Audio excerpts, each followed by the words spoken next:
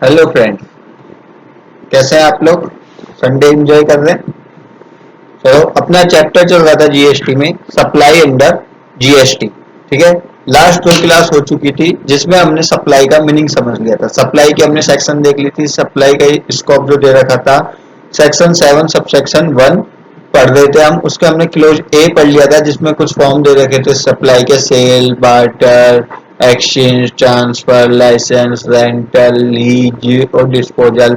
और हमने दो कंडीशन देखी थी, उसके साथ दो कंडीशन होनी चाहिए कि कंसिडरेशन होना चाहिए और फॉलोइंग द कोर्स ऑफ और in the furtherance of business होना चाहिए। लेकिन इसका सेकंड वाली कंडीशन का एक एक्सेप्शन देखा था हमने 7 सबसेक्शन 1 क्लोज बी में, import of service for a consideration. Import of service होना चाहिए, वो चाहे फिर फॉर द बिजनेस हो या पर्सनल यूज के लिए हो। ठीक है। नेक्स्ट हमने देखा था 7 subsection 1 close C, deemed supply, schedule 1।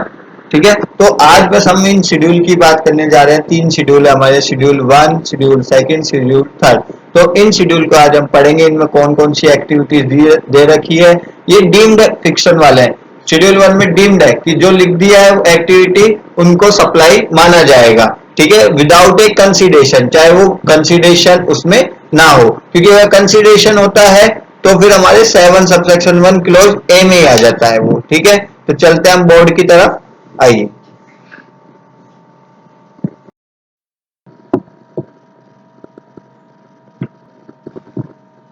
तो देखिए, आज हम पढ़ने जा रहे हैं ये वाला पार्ट।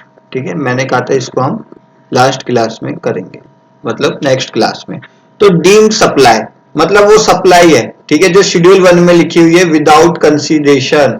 आपको याद है हमारी 7 सबसेक्शन 1 क्लोज ए क्या कहती थी कि दो कंडीशन पूरी होनी चाहिए साथ में।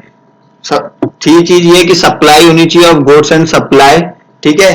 और फॉर ए कंसीडरेशन, क्या कंडीशन है? For a consideration. तो इसका जो एक्सेप्शन है वो क्या है? हमारी डीम्ड सप्लाई, शेड्यूल 1 में जो एक्टिविटी दी हुई है।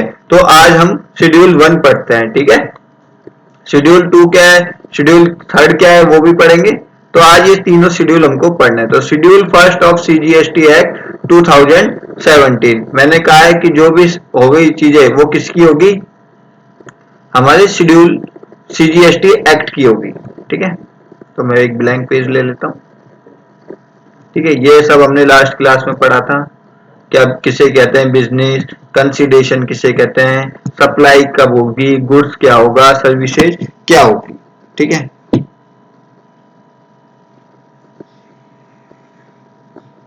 शेड्यूल 1 डीम्ड सप्लाई कह सकते हैं। डीम्ड का मतलब मैंने पहले ही बताया था, जहां पे डीम्ड सब लग गया वहां पे लॉजिक लगना बंद हो जाते हैं। It's a magic of law, इसको क्या कह सकते हैं? ये क्या है? मैजिक है। ठीक है। कौन कौन सी एक्टिविटी है? देखो, लास्ट क्लास में भी कईयों ने मुझसे पूछा था कि बुक कौन सी रेफर करें। आईसीआई का जो मॉड्यूल है वो बेस्ट है। ठीक है, वो बेस्ट है, उसके साथ अपन पढ़ रहे हैं तो कोई दिक्कत नहीं है। तो ये डीम सप्लाई है, मैं बताता हूँ, आप चाहो तो नोट कर सकते हो या आपके page number 2.27 of ICI model है जो जीएसटी का, उस पे भी लिखी हुई है। ठीक है। एक एक 4 सर्विसेज है, ज्यादा सर्विसेज नहीं है शेड्यूल 1 में। शेड्यूल 1 में 4 सर्विसेज हैं, तो वो 4 सर्विसेज अपन पढ़ते हैं। ठीक है, कौन कौन सी पूरे डिटेल में उनको हम समझेंगे, क्योंकि उसी पे ही एग्जाम में क्वेश्चन आता है और क्वेश्चन आएगा ही आएगा, क्योंकि जहां जहां एक्सेप्शन है वही वही क्वेश्चन है और वही वही आपका रिप्लाई है। ठीक है। ठीक है। तो वो जो शेड्यूल 1 है वो मैंने आपके लिए यहाँ पे रिप्रोड्यूस कर दिया है। ठीक है, शेड्यूल 1। ठीक है, ये आपकी आईसीआई के मॉड्यूल में भी मिल जाएगा। तो इसमें क्या लिखा है? वो एक्टिविटी जो कि सप्लाई है even if made without consideration, deemed supply. तो इसमें पहला है परमानेंट ट्रांसफर और disposal of business assets where input tax credit has been availed on such assets. मतलब ऐसा ट्रांसफर कर रहे हो आप, ऐसा ट्रांसफर कर रहे हो जिसमें क्या हो रहा है? परमानेंट ट्रांसफर हो रहा है, बिजनेस असेट्स का और इनपुट टैक्स क्रेडिट आप ले चुके हो। मतलब तीन कंडीशन है। परमानेंट ट्रांसफर होना चाहिए या डिस्पोजल, ठीक है। किसका होना चाहिए? बिजनेस असेट्स का होना चाहिए, ठीक है। तीसरी चीज क्या चेक करेंगे? ऐसी असेट्स होनी चाहिए जिस पर input tax credit has been availed. ये तीन कंडीशन अगर पूरी हो जाती है तो तीनों पूरी होनी चाहिए। एक कंडीशन, दो कंडीशन, तीन कंडीशन। तो अगर वो विदाउट कंसीडरेशन है तो भी उसको क्या माना जाएगा? सप्लाई मान लिया जाएगा, ठीक है सर। एग्जाम्पल भी दे दो, समझ जाएंगे और अच्छे से, ठीक है। एग्जाम्पल बिल्कुल देंगे, ठीक है।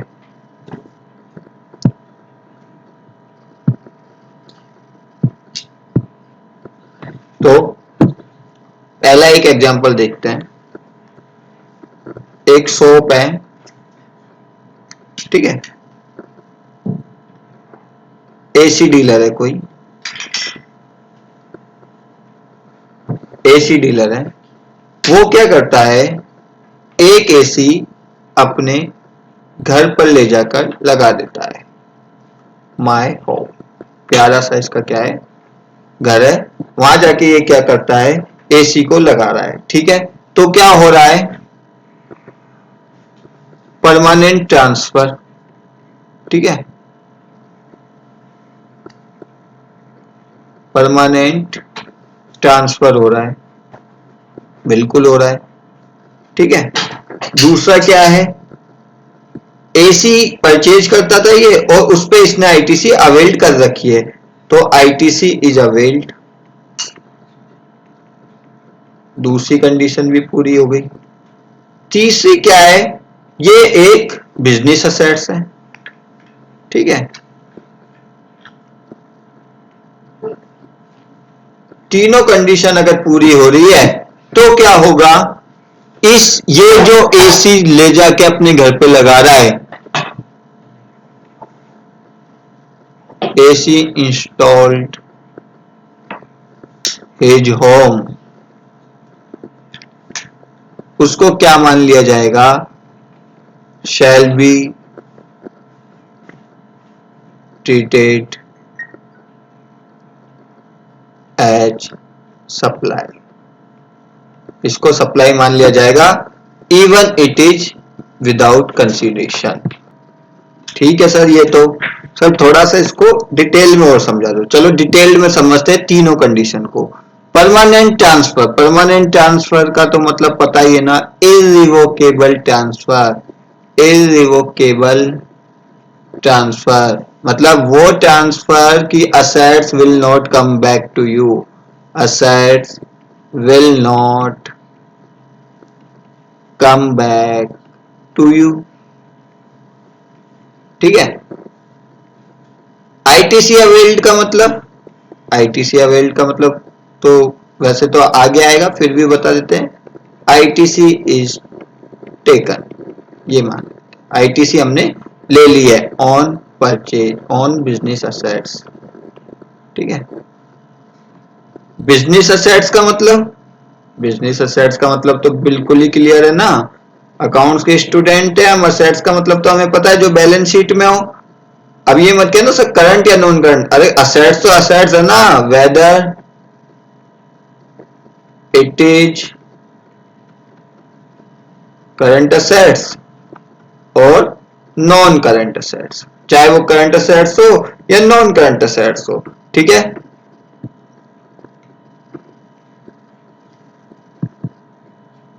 तो ये चीज क्लियर है। तो अब ऊपर वाले एग्जांपल में जाते हैं वापिस कि यह असेट्स तो आपकी जा रही है, परमानेंट ट्रांसफर हो गया, घर पे लग गई हो तो, ठीक है। आईटीसी भी अवेल कर चुका है, क्वेश्चन में दिया हुआ है, ठीक है, कि भैया आईटीसी जब उसने परचेज किया होगा माल तो अपनी बुक्स में आईटीसी अवेल्ड की होगी, उसकी इनपुट ली होगी। और बिजनेस असेट्स है क्या? बिजनेस असेट्स है सर, चाहे ये करंट असेट्स है नॉन का। स्टॉक है ना भैया, आप एसी डीलर हो, परचेज करते हो तो वो जो माल है वो स्टॉक है, आपकी बैलेंस शीट में शो होता है या नहीं होता है? तो बैलेंस शीट के असेट साइड में स्टॉक को शो करते हो ना, तो वो बिजनेस एसेट्स भी है सर, इसमें भी कोई कंफ्यूजन नहीं है, ठीक है। तो बिजनेस एसेट्स क्या, बिजनेस एसेट्स क्या होती है, those assets, those assets forming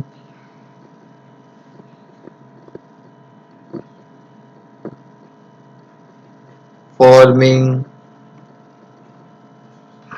part of the part of the assets. देखो ये जो डेफिनेशन है ये दे नहीं रखी है जीएसटी एक्ट में कि बिजनेस एसेट्स क्या होती है क्या नहीं होती, ये तो हमको पता ही है ना, इस बिजनेस एसेट्स डिफाइन नहीं है जीएसटी एक्ट में, ठीक है। तो दो assets forming part of the, ये जो केस लॉ होते हैं, केस होते हैं, अपील्स होती है, एडवांस रूलिंग के डिसीजन आते हैं, वहां से ये चीज डेफिनेशन एग्जांपल निकल के आते हैं, ठीक है। Those assets forming part of the assets and are used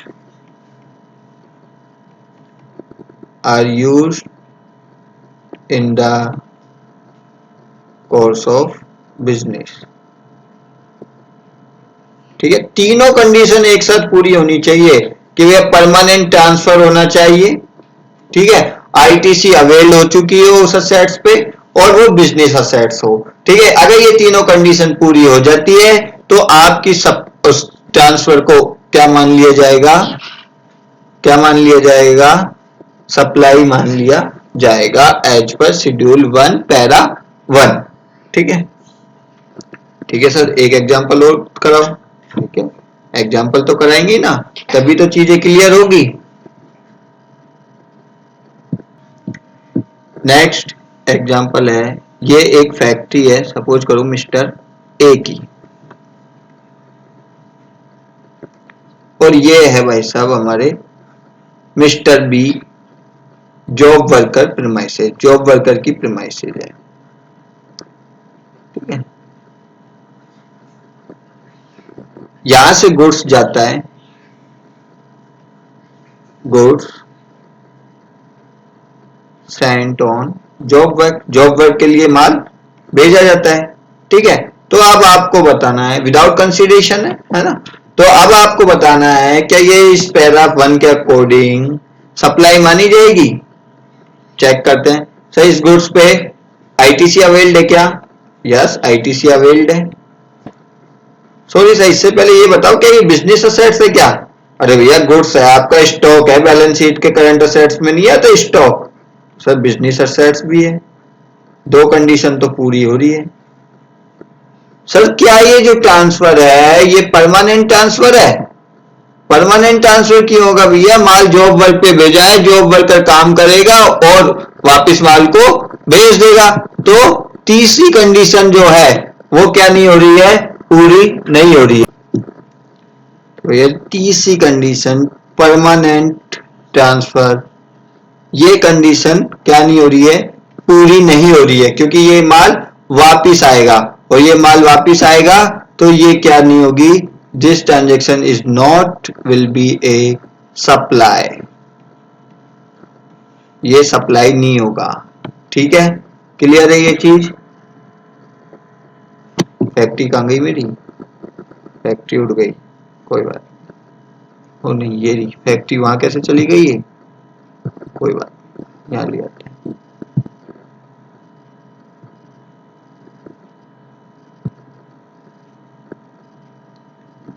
ठीक है, बिल्कुल क्लियर है सर, कि तीनों कंडीशन पूरी होगी तो ही वो सप्लाई माना जाएगा, अदरवाइज वो सप्लाई नहीं माना जाएगा। सर और एग्जांपल और दे देते हैं, इधर लिख रहा हूं, ठीक है, नोट कर लीजिएगा।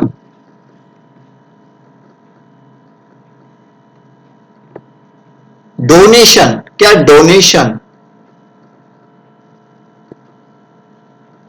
क्या डोनेशन इस पैरा के अकॉर्डिंग सप्लाई होगा,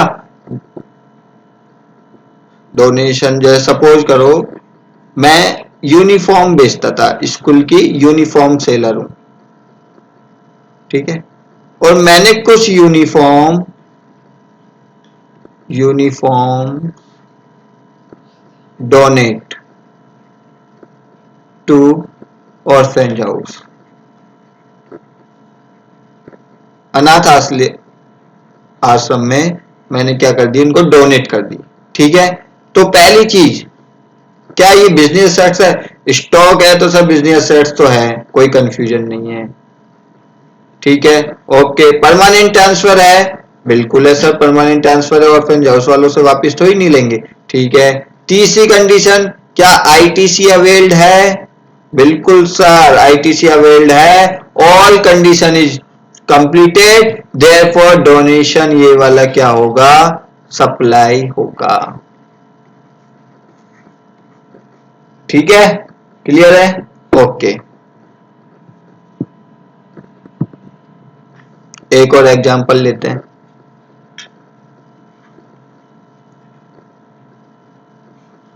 सीए का ऑफिस है, मेरा मान लो या किसी मेरे भाई का मान लो, उसका ऑफिस है। प्रोवाइड कंसल्टेंसी सर्विसेज, क्या करता है वो, कंसल्टेंसी सर्विसेज प्रोवाइड करा रहा है विदाउट कंसिडरेशन, फ्री में दे रहा है।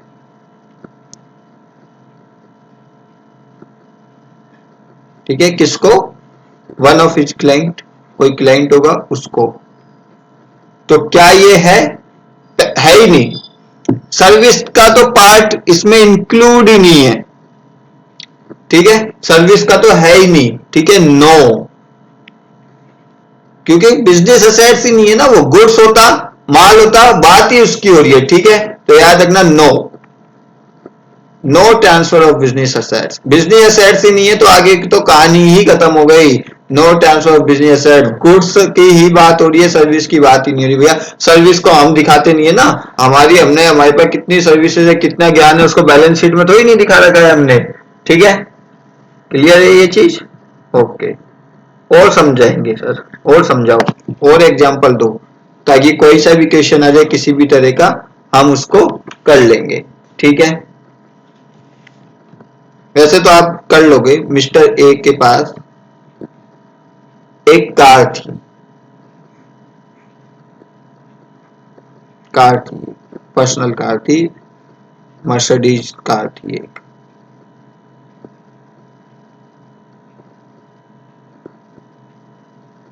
मर्सिडीज कार थी, ठीक है। एक कार डीलर को उसने वो कार क्या करी, बेच दी। टाटा मोटर्स को सपोज करो कार बेच दी। ठीक है, personal car sale to car dealer जो था टाटा मोटर्स, उसको सेल कर दी। क्या ये है, क्या ये शेड्यूल 1 के पैरा 1 के अकॉर्डिंग सप्लाई होगी? नहीं होगी, क्यों? बिकॉज पर्सनल कार है, not a business assets. Transfer है आपका, लेकिन पहली बात क्या, ये क्या नहीं है, not a business assets, business assets नहीं है, इसलिए नॉट कंस्टिट्यूट ए सप्लाई, इसलिए नॉट कंस्टिट्यूट ए सप्लाई, इसलिए इसको क्या नहीं बोला जाएगा, सप्लाई नहीं बोला जाएगा। क्लियर है, तीनों कंडीशन एक साथ पूरी होनी चाहिए। ठीक है, जनरली आपको पता है ये जो पैरा में डाला है, ये किस लिए डाला है, होल्डिंग सब्सिडियरी के रिलेशन के लिए डाला है। होल्डिंग सब्सिडियरी के रिलेशन के लिए ही ये डाला गया है। एक ऑफिस से दूसरे ऑफिस में ये लोग क्या करते थे, असेट ट्रांसफर करते रहते थे। ठीक है, तो वो असेट ट्रांसफर कर रहे हुए परमानेंट ट्रांसफर है वापिस, अगर परमानेंट ट्रांसफर अगर वो है तो वो यहाँ पर नहीं आएगा। ठीक है, एक चीज और देखो,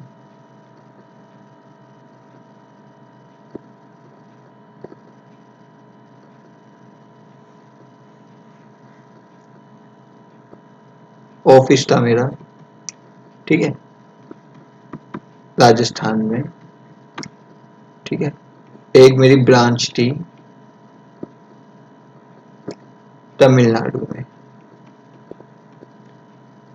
ट्रांसफर की मैंने असेट्स, ट्रांसफर कौन सी असेट, डेट असेट्स, तो बिजनेस की असेट से कोई दिक्कत ही नहीं है। On which ITC is not taken, खुद ही एक कंडीशन मेरी पूरी नहीं हो रही है, कौन सी, कि ITC मैंने उस पर टेकन नहीं करी है, तो बाकी कंडीशनों को तो क्या ही चेक करना जब एक ही पूरी नहीं हो रही।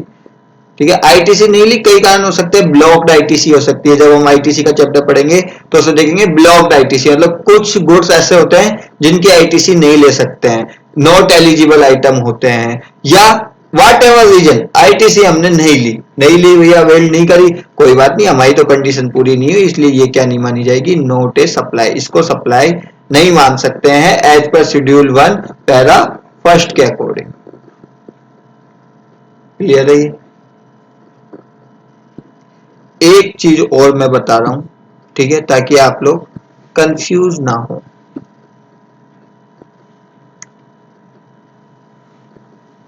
मिस्टर ए के पास फ्रेंचाइजी थी बाटा कंपनी, उसने ये अभी बची हुई थी इसकी फ्रेंचाइजी कुछ, ठीक है, अनएक्सपायर्ड राइट्स, तो इसने इस फ्रेंचाइजी के अनएक्सपायर्ड राइट जो थे वो ट्रांसफर कर दिए, इसको, मिस्टर बी को। ठीक है, तो मिस्टर बी को उसने अनएक्सपायर्ड राइट ट्रांसफर कर दिए विदाउट कंसीडरेशन। याद रखना ये सारी चीजें विदाउट कंसीडरेशन नहीं हो रही है, क्योंकि अगर कंसीडरेशन है तो भैया हमारे पास सेक्शन 7 सब सेक्शन 1 क्लोज ए है, उसके अकॉर्डिंग ही हम इसको क्या मान लेंगे, सप्लाई मान लेंगे। बात तो ये आ रही है कि हमारी वो कंडीशन पूरी नहीं हो रही, विदाउट कंसीडरेशन तो होगा क्योंकि इसको डीम्ड फिक्शन कर लिया गया है। ठीक है, विदाउट कंसीडरेशन।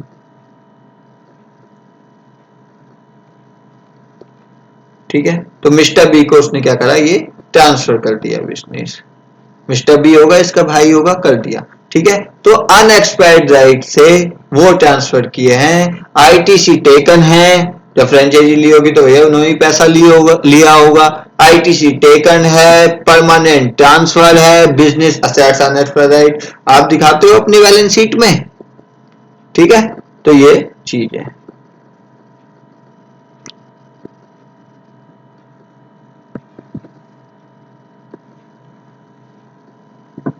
सपोज करो फैक्ट्री में एक मशीन थी, ठीक है, बहुत पुरानी मशीन थी, आईटीसी अवेल्ड हो चुकी थी। ठीक है, अब इस मशीन को खराब हो गई है, हमने इसको फेंक दिया, डिस्कार्डेड, किसी को दिया नहीं है, डिस्कार्डेड कर दिया, इसको कर दिया, तो क्या ये डिस्कार्डेड करने वाले ट्रांजैक्शन को सप्लाई माना जाएगा? हाँ सर, सप्लाई माना जाएगा या नहीं माना जाएगा ये देख लेते हैं। आईटीसी अवेल्ड है, ठीक है, क्या परमानेंट ट्रांसफर है? सर ट्रांसफर नहीं है, ये क्या है, डिस्पोजल है।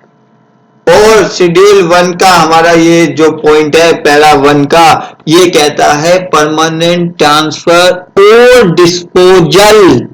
और disposal is included in this condition, और डिस्पोजल करने के लिए कोई दूसरे व्यक्ति की जरूरत नहीं होती है, no need of another person.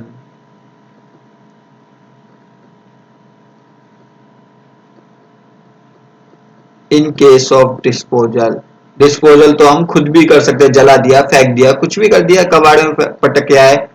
ठीक है, तो इसको भी क्या माना जाएगा, सप्लाई माना जाएगा, क्योंकि हमारी तीनों कंडीशन पूरी हो रही है, मशीन एक बिजनेस असेट्स है, आईटीसी अवेल्ड है और परमानेंट डिस्पोजल है। ठीक है, क्लियर है, ट्रांसफर और disposal both are included in our para 1 of schedule 7 subsection 1।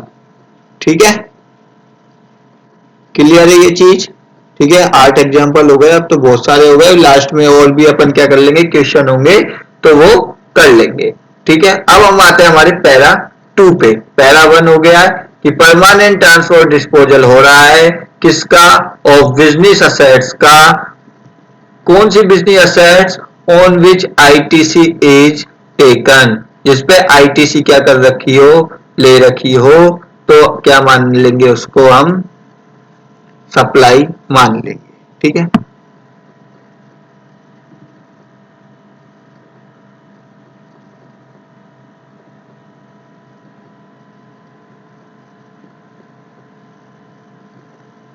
Next है, दिख रहा है, बिल्कुल दिख रहा है सर। तो नेक्स्ट क्या है, पैरा 2, सप्लाई ऑफ गुड्स और सर्विसेज और बोथ। ठीक है, इनकी सप्लाई तो होगी होगी। बिटवीन बिटवीन रिलेटेड पर्सन, किसके बीच में हो रही है ये, सॉरी, ठीक है, तो सप्लाई ऑफ गुड्स और सर्विसेज और बोथ बिटवीन रिलेटेड पर्सन और बिटवीन डिस्टिंक्ट पर्सन। ठीक है, as specified in section 25 when made in the course of furtherance of business. मतलब ये कह रहा है कि रिलेटेड पर्सन या डिस्टिंक्ट पर्सन के बीच में सप्लाई हो रही है और वो in the course of furtherance of business हो रही है, तो वो विदाउट अगर कंसिडरेशन भी है तो भी उसको क्या मान लिया जाएगा, शेड्यूल 1 पैरा 2 के अकॉर्डिंग सप्लाई मान लिया जाएगा। रिलेटेड पर्सन और डिस्टिंक्ट पर्सन अब हमको समझना है मेनली क्या होते हैं। ठीक है, लेकिन एक प्रोविजो भी दे रखा है इसका, क्या क्या प्रोविजो है कि provided that gift not exceeding 50,000, कि अगर आप 50,000 तक के गिफ्ट दे रहे हो इन वैल्यू, ठीक है, इन ए फाइनेंशियल है, एक साल में, एक 50,000 की जो लिमिट है वो एक साल में किसके द्वारा दिए जा रहे हैं gift, by an employer to an employee. अगर एक एम्प्लॉयर अपने एम्प्लॉय को, याद रखना, एक एम्प्लॉयर किसी दूसरे के एम्प्लॉय को नहीं भैया, अपने एम्प्लॉय को गिफ्ट अगर दे रहा है 50,000 रुपए तक के, तो वो इसका क्या है, एक्सेप्शन है, shall not be treated as supply of goods और सर्विसेज और बोथ। 50,000 की लिमिट है एम्प्लॉय एम्प्लॉय के रिलेशनशिप में।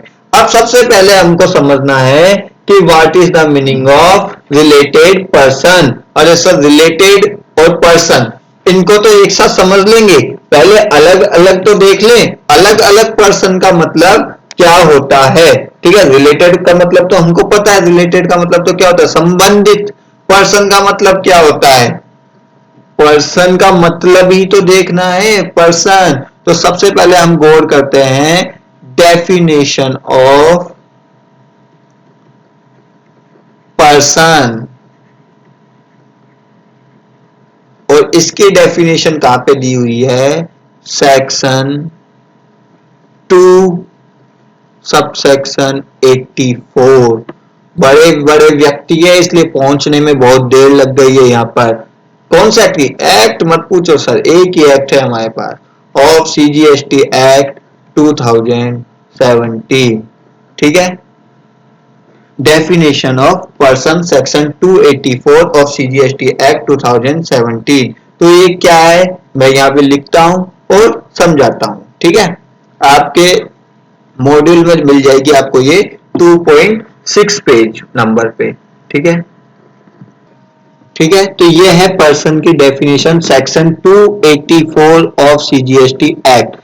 चालू कहां से हो रही है, पर्सन की डेफिनेशन इंक्लूड्स, मतलब सर ये तो है ही है, इसके अलावा भी अगर कोई लगता है कि ये भी पर्सन है तो ये वो पर्सन है। तो कौन कौन है ये तो हम जानते हैं सर, मैं तो हूं ही इंडिविजुअल, मेरा परिवार भी है एचयूएफ, हम दोस्तों ने मिलकर एक प्राइवेट लिमिटेड बनाई या लिमिटेड बनाई तो वो भी है एक कंपनी, एक पार्टनरशिप फर्म बनाई वो ही, उस पार्टनरशिप फर्म को अगर एलएलपी के रूप में बनाते हैं तो वो भी है सर, ना तो कंपनी बनाए ना एलएलपी ना फर्म, ऐसे ही एसोसिएशन ऑफ पर्सन बना लिया या बॉडी ऑफ इंडिविजुअल बना लिया, इंडिया में या कहीं भी रजिस्टर्ड कराओ या इनकॉर्पोरेट कराओ चाहे मत कराओ, वो भी क्या मानी जाएगी, आपके पर्सन के डेफिनेशन में आएगी। किसी भी central state provisional government company जो भी होती है वो भी आती है, कोई भी बॉडी कॉर्पोरेट जो किसी भी लॉ में बनी हो भारत के बाहर वो भी आएगी यहाँ पर।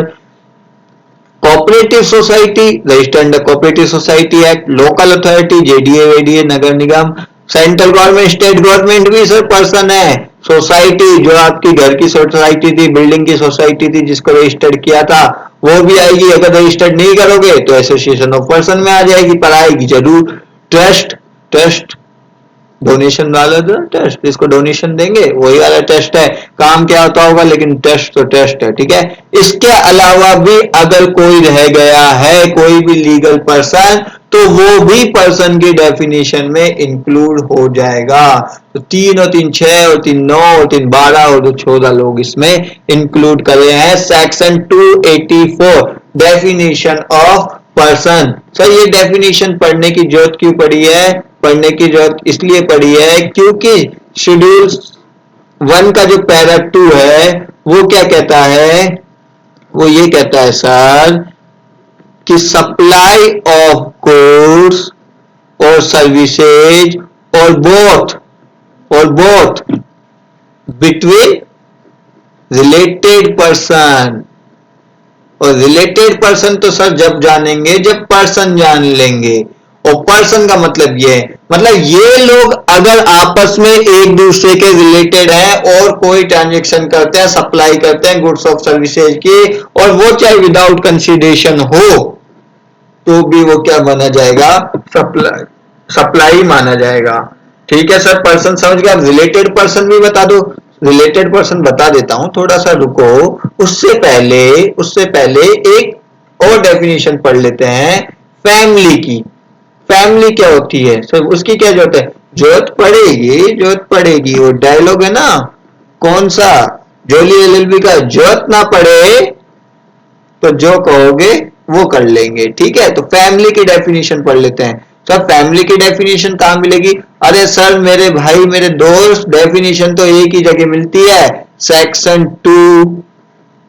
उसका क्लोज कौन सा होगा? जब भाई साहब पर्सन की इतने बड़े लोगों की डेफिनेशन 84 में है, तो हम तो उसका एक पार्ट है सिर्फ फैमिली, तो उसकी डेफिनेशन तो कम ही क्लोज में होगी। 249 क्लोज सारे याद रखना। लास्ट क्लास में हमने बिजनेस की डेफिनेशन पढ़ी थी, 2 सबसेक्शन 17, जहां खतरा है वहां बिजनेस है। कंसिडरेशन की पढ़ी थी, थोड़ा सा बड़ा कंसिडरेशन, सेक्शन 2 सबसेक्शन 31। ठीक है, तो डेफिनेशन जो जो हो वो सब याद रखना। ठीक है, डेफिनेशन तो वो भी पढ़ी थी, गुड्स की भी पढ़ी थी। टास्क में जितने पत्ते हैं, सेक्शन 2 सबसेक्शन 52, सर्विसेज की डबल, सेक्शन 2 सबसेक्शन 102। ठीक है, तो ये सारी डेफिनेशन आपको याद रखनी है। तो फैमिली क्या है? फैमिली क्या है सर? मैं हूं, मेरी फैमिली क्या होगी? मेरी फैमिली। ठीक है, मेरी फैमिली, मैं हूं विशाल। ठीक है, मतलब एक पर्सन, मेरी वाइफ। ठीक है, मतलब स्पाउस, मिसेज विशाल। मेरे बच्चे,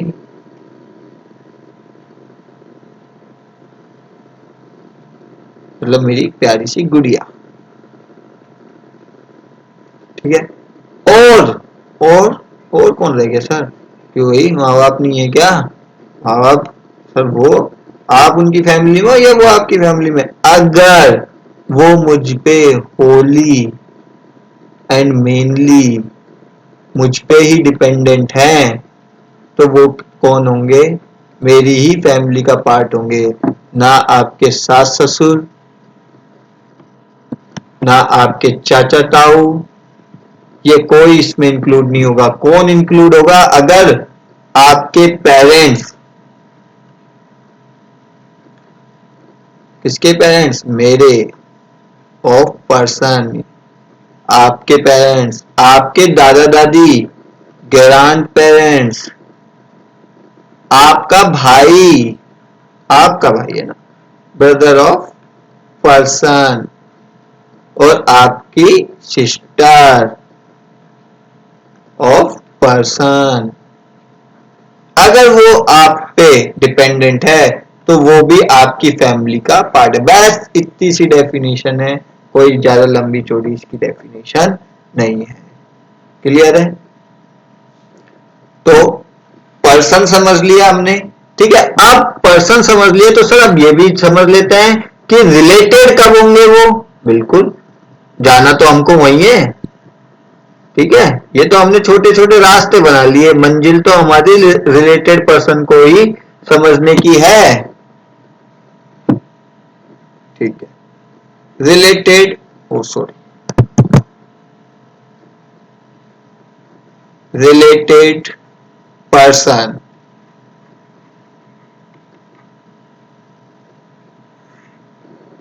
रिलेटेड पर्सन की डेफिनेशन कहाँ है?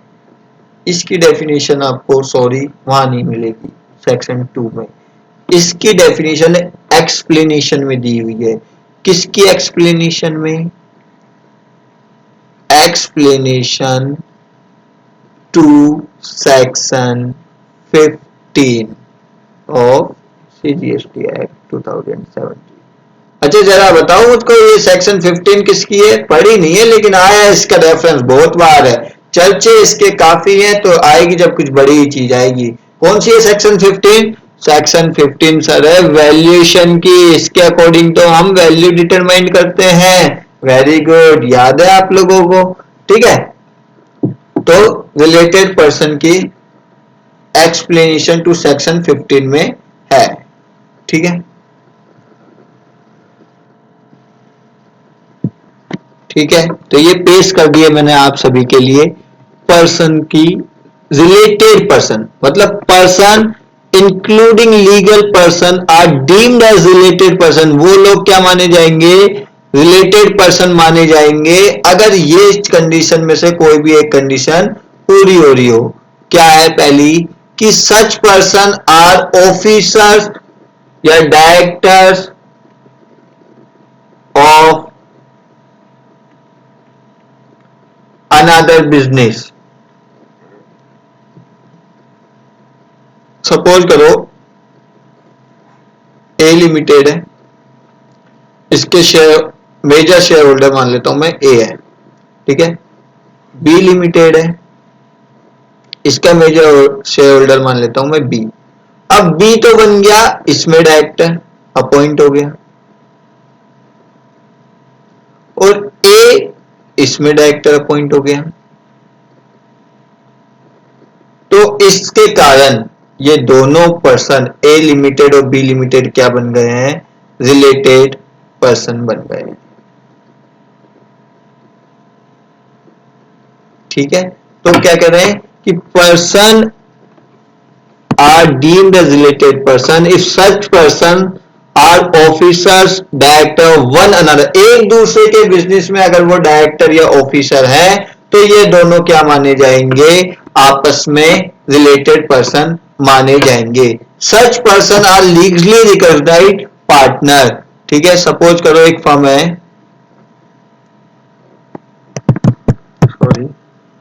सपोज करो एक फर्म है आपकी ABC एंड कंपनी। इसमें 3 पार्टनर हैं आपके, A, B और C। तो ये तीनों आपस में अगर कोई ट्रांजेक्शन करते हैं तो ये ट्रांजेक्शन किन के बीच में माना जाएगा? रिलेटेड पर्सन के बीच में माना जाएगा। ठीक है, such person are legally recognised partner. ये तीनों क्या है? आपस में पार्टनर है। तो जो पार्टनर है आपस में, ये तीनों क्या है? रिलेटेड पर्सन है। Such person are employer and employ. Such person are employer and employ. Mister A की कोई कंपनी है, उसमें सी क्या करता है? जॉब करता है। ये कौन है? एम्प्लॉय। और ये कौन है? आपका एम्प्लॉयर। तो ये दोनों भी क्या माने जाएंगे? अगर एक दूसरे को सर्विस प्रोवाइड करते हैं, सप्लाई करते हैं ऑफ गुड्स एंड सर्विसेज, तो ये रिलेटेड पार्टी ट्रांजेक्शन माना जाएगा। और इसको क्या माना जाएगा? सप्लाई। तो सर एम्प्लॉय जो जॉब करता है तो क्या वो सर्विस प्रोवाइड करा रहा है? जी नहीं, वो सर्विस प्रोवाइड उसको सप्लाई नहीं माना जाएगा। एज पर शेड्यूल 3, आगे देखेंगे शेड्यूल 3 जिसमें नेगेटिव लिस्ट है, तो वहां पे ये चीज कवर है। बस ये चीज कवर है कि एम्प्लॉयर और एम्प्लॉय के रिलेशन के बीच कारण जो सर्विस प्रोवाइड कराई जा रही है। लेकिन एम्प्लॉयर अगर एम्प्लॉय को कोई सर्विस प्रोवाइड करता है, कोई गुड्स देता है विदाउट कंसीडरेशन, मतलब गिफ्ट की बात हो रही है, अगर कोई गिफ्ट देता है तो वो क्या माना जाएगा? उसको क्या मानेंगे हम लोग? सप्लाई मानेंगे, रिलेटेड पार्टी ट्रांजेक्शन मानेंगे। लेकिन अगर आपको याद हो तो अभी अभी हमने ऊपर एक प्रोविजो भी पढ़ा था, जो प्रोविजो क्या कहता था कि इन ए ईयर, क्या कहता था कि इन ए ईयर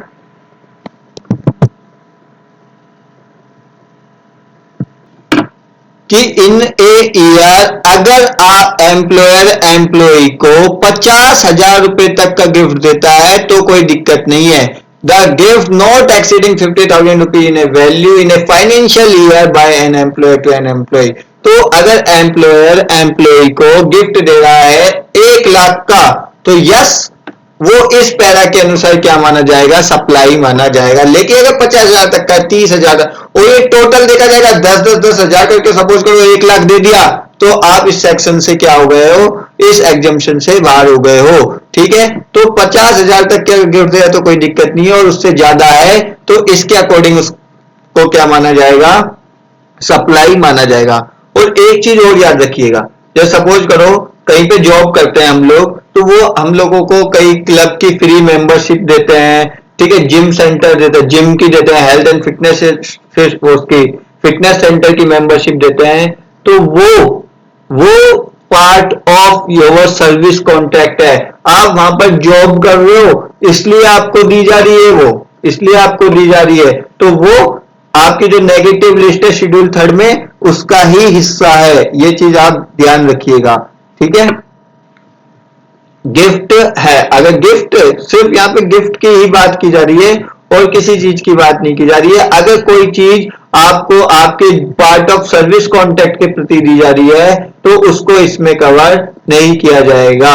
ठीक है, बोनस हुआ, ठीक है, इंसेंटिव हुआ, वो सब चीज। गिफ्ट अगर है तो यस, अगर गिफ्ट है और 50,000 से ज्यादा की वैल्यू है तो ये ट्रांजेक्शन रिलेटेड पार्टी का ट्रांजेक्शन है और उसको सप्लाई मान के उस पर जीएसटी कवर किया जाएगा।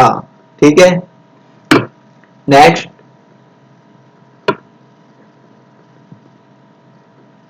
ये हो गया था ना, मिस्टर ए सी ए वो दिया। ठीक है,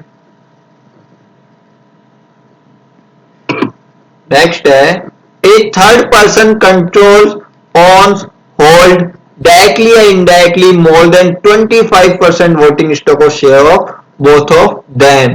क्या कह रहे हैं, मिस्टर ए है, ठीक है, ए लिमिटेड में भी इनकी होल्डिंग है, सपोज करो 30%, बी लिमिटेड में भी इनकी होल्डिंग है, सपोज करो 40%। तो इसके कारण ये दोनों भी क्या हो गए हैं, रिलेटेड पर्सन बन चुके हैं। और इनके बीच में अगर कोई ट्रांजेक्शन हो रहा है और वो विदाउट कंसीडरेशन हो रहा है तो भी उसको क्या माना जाएगा, सप्लाई माना जाएगा। ठीक है, इसका जस्ट रिवर्स भी हो सकता है, जस्ट रिवर्स भी हो सकता है, one of them controls the other.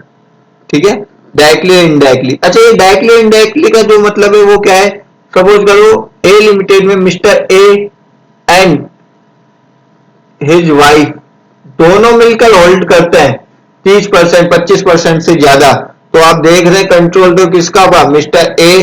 पार्षद चाहे औरत बने लेकिन पार्षद पति का ही दबदबा होता है। सही कह रहा हूं ना? ठीक है, ओके, हमको ज्यादा डिटेल में नहीं जाना इस बात पे। ठीक है, आगे चलते हैं। नेक्स्ट कह रहा है one of them controls the other. याद है किसकी बात कर रहा है, होल्डिंग सब्सिडियरी की।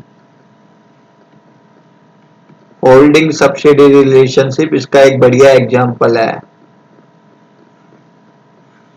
ठीक है, अगर कोई holding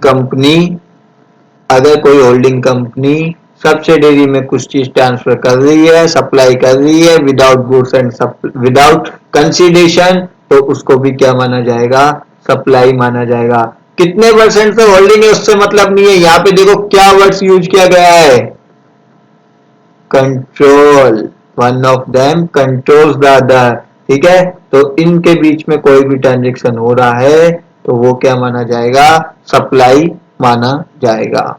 A third person controls directly indirectly both of them.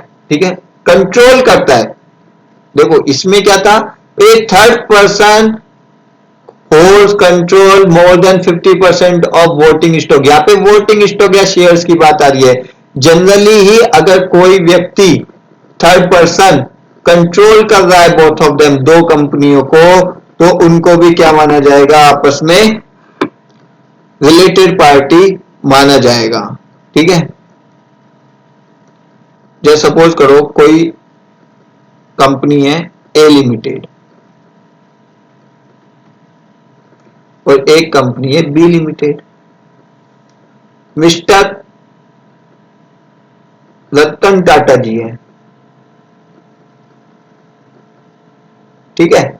इनकी होल्डिंग ना होने के बावजूद भी, शेयर होल्डिंग ना होने के बावजूद भी, ये दोनों के बोर्ड ऑफ डायरेक्टर्स कौन कौन होंगे, उसकी कंपोजिशन को क्या कर रहे हैं, कंट्रोल कर रहे हैं। कंपोजिशन को क्या कर रहे हैं, कंट्रोल कर रहे हैं। यही बताते हैं टाटा जी भैया कि इस कंपनी में ये डायरेक्टर होंगे, तो भी ये दोनों क्या हो जाएंगे, आपस में ए लिमिटेड और बी लिमिटेड रिलेटेड पार्टी हो जाएंगे। और इनके बीच में कोई भी ट्रांजेक्शन होगा विदाउट कंसीडरेशन, तो भी वो क्या माना जाएगा, सप्लाई माना जाएगा। ठीक है, तो यहां थर्ड पर्सन होल्डिंग की बात कर देते हैं, यहां थर्ड पर्सन कंट्रोल। कंट्रोल कैसा भी हो सकता है, control of board of directors को कंट्रोल कर रहे हैं, क्वालिटी मैनेजमेंट को कंट्रोल कर रहे हैं, काफी तरह कंट्रोल कर रहे हैं। ठीक है, सच पर्सन टुगेदर कंट्रोल ए थर्ड पर्सन, उल्टा हो गया, उल्टा हो गया।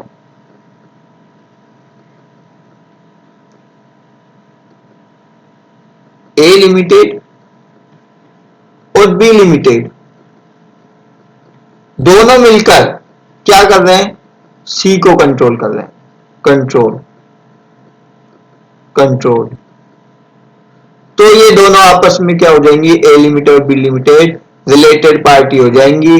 और इनके बीच में अगर कोई ट्रांजेक्शन होता है विदाउट कंसीडरेशन, तो उसको क्या माना जाएगा, सप्लाई माना जाएगा। ठीक है, such person member of the same family, एक ही फैमिली के अगर मेंबर है उनके बीच में कोई ट्रांजेक्शन हो रहा है तो वो हम कर लेंगे। फैमिली की डेफिनेशन कहां पे थी, छोटी डेफिनेशन थी सच पर्सन से, तो इसकी 249 थी शायद। ठीक है, आगे, one of them is the sole agent और सोल डिस्ट्रीब्यूटर। सोल कंसिस्ट नहीं ऑफ द, मतलब सपोज करो ए लिमिटेड और बी लिमिटेड, ये इसकी क्या है, सोल सेलिंग एजेंट है कि भैया आपका माल हम ही बेचेंगे, सोल सेलिंग एजेंट। ठीक है, तो भी ये आपस में क्या हो गए हैं, रिलेटेड पार्टी हो गए। क्लियर है ये चीज, ठीक है। तो रिलेटेड पार्टी हमने क्यों पढ़ा है, क्योंकि शेड्यूल फर्स्ट का पैरा सेकंड ये कहता है कि रिलेटेड पार्टी के बीच में गुड्स के और सर्विसेज की सप्लाई हो रही है विदाउट कंसीडरेशन भी, तो उसको क्या मान लिया जाएगा, डीम्ड सप्लाई मान लिया जाएगा। ये नहीं कहा जाएगा कि भैया कंसीडरेशन नहीं है तो इसको सप्लाई नहीं माने रिलेटेड पार्टी। अच्छा, पैरा टू को अगर हमने पढ़ा था तो पैरा टू कुछ इस तरह था, एक बार वापस देख लेते हैं क्या था पैरा टू।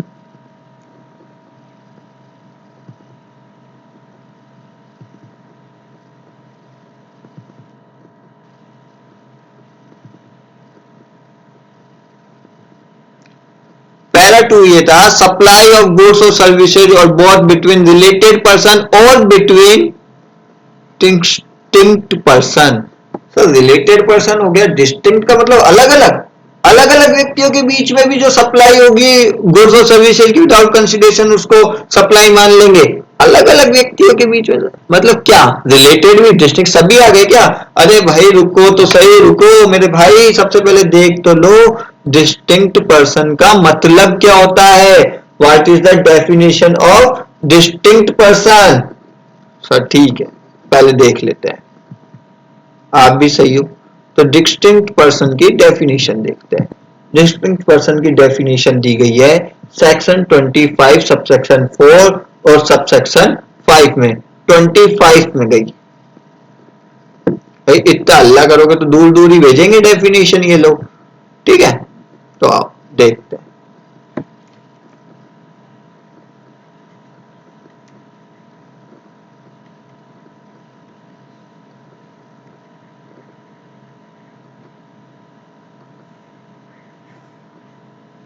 कौन सी सेक्शन बोली थी सर आपने?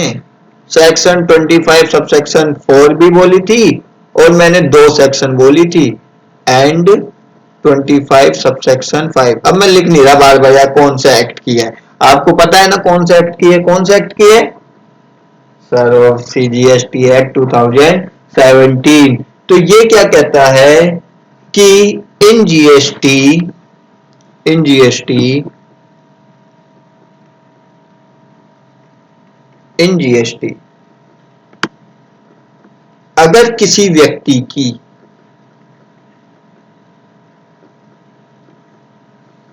ये जो पहली डेफिनेशन है मतलब ये है 25 सबसेक्शन 4 में, अगर डिस्टिंक्ट पर्सन की इन जीएसटी में सेपरेट इस्टेब्लिशमेंट है, सेपरेट इस्टेब्लिशमेंट या यूनिट भी बोल लो, जो आपकी इच्छा हो वो बोल लो, ठीक है। सेपरेट इस्टेब्लिशमेंट है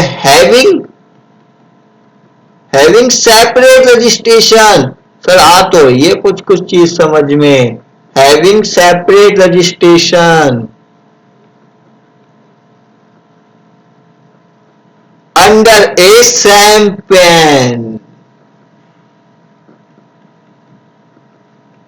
मतलब एक ही पैन परमानेंट अकाउंट नंबर में सेम सेपरेट सेपरेट रजिस्ट्रेशन करा रखा है, तो वो क्या माने जाएंगे? डिस्टिंक्ट पर्सन मानी जाएंगी, जो सेपरेट इस्टेब्लिशमेंट है। क्लियर है ये चीज? ये स्टार ए है, ठीक है। देखो रजिस्ट्रेशन वाला चैप्टर आएगा जब और क्लियर हो जाएगा, अभी सिर्फ इतना सा ध्यान रखो कि जीएसटी में क्या प्रोविजन है कि जिस स्टेट में आप रजिस्ट्रेशन सप्लाई कर रहे हो उस स्टेट में आपको क्या कराना पड़ेगा? रजिस्ट्रेशन कराना पड़ेगा। तो भैया मिस्टर ए ये राजस्थान में भी सेल करता था, तो इसने यहां भी इसका एक ऑफिस था,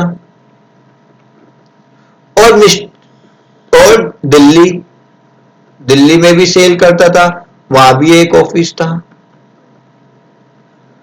तो ये जो दोनों स्टैब्लिशमेंट है, ये वाला ऑफिस राजस्थान का और एक दिल्ली वाला ऑफिस, ये दोनों क्या है, क्या बोले जाएंगे इनको? डिस्टिंक्ट पर्सन है ये लोग। क्या है ये? डिस्टिंक्ट पर्सन है। क्लियर है? क्यों? क्योंकि ये दोनों एक ही पैन में इन्होंने जीएसटी के 2 नंबर ले रखे हैं, एक राजस्थान में ले रखे हैं, एक दिल्ली में ले रखे हैं। तो separate establishment having separate registration under a same PAN will be treated as distinct person. अब मिस्टर ए अपने राजस्थान वाले ऑफिस से अगर कोई स्टॉक ट्रांसफर करता है, क्या कर रहा है? स्टॉक ट्रांसफर अगर कर रहा है तो उसको हम क्या मानेंगे? सप्लाई मानेंगे। क्यों मानेंगे? क्योंकि सर डीम्ड फिक्शन है। शेड्यूल 1 का पैरा सेकंड ये कहता है कि सप्लाई ऑफ गुड्स और सर्विसेज बिटवीन रिलेटेड पर्सन और distinct person will be treated as supply whether it is without consideration. ठीक है सर, बढ़िया है, बहुत बढ़िया चीज है। और सर 25 सब सेक्शन 5 क्या कहती है? अरे बताते हैं वीर।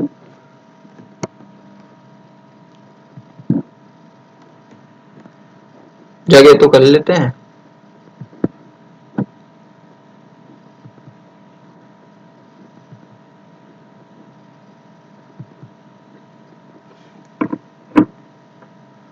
सेक्शन 25 सब सेक्शन 5 ये क्या कहती है? अब देखो जीएसटी ने ये कहा कि जिस स्टेट में, ध्यान से सुनना, कि जिस स्टेट में आप टैक्सेबल सप्लाई करोगे उस स्टेट में आपको जीएसटी रजिस्ट्रेशन लेना पड़ेगा। ठीक है। अब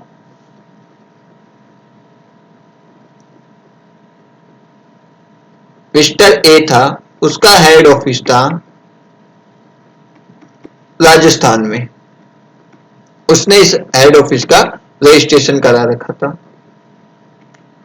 रजिस्टर्ड अंडर जीएसटी। ठीक है। और एक हमारा ऑफिस था,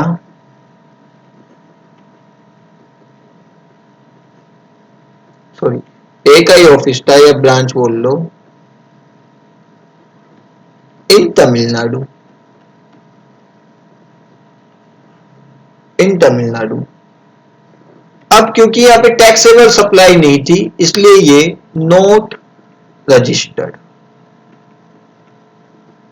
इन जीएसटी, ये जीएसटी में रजिस्टर्ड नहीं करवा रखी थी, सिर्फ एक ही राजस्थान वाली जो यूनिट थी वो करवा रखी थी। अब हेड ऑफिस ने ब्रांच को कोई गुड्स सप्लाई किया, भेजा, ट्रांसफर किया, तो क्या उसको सप्लाई मानेंगे? 25 सबसेक्शन 4 के अकॉर्डिंग तो डिस्ट्रिक्ट पर्सन वो होते हैं जो separate establishment having separate registration under same pan. लेकिन यहाँ तो बी जो ब्रांच है तमिलनाडु में उसका तो रजिस्ट्रेशन ही नहीं है, सर रजिस्ट्रेशन नहीं है तो ये तो 25 सबसेक्शन 5 आई जो क्या कहते हैं कि ये जो बी ए और बी है इनको क्या बोलेंगे? Establishment of distinct person, इनको क्या बोलेंगे? Establishment of distinct person।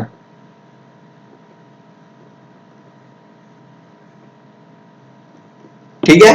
अब कि एक व्यक्ति जो जीएसटी में रजिस्टर्ड है उसका और भी कहीं भी ऑफिस हो, कोई सा भी यूनिट हो, कोई सी भी ब्रांच हो, चाहे वो रजिस्टर्ड हो चाहे वो रजिस्टर्ड नहीं हो, उन सभी स्टैब्लिशमेंट को क्या कहा जाएगा?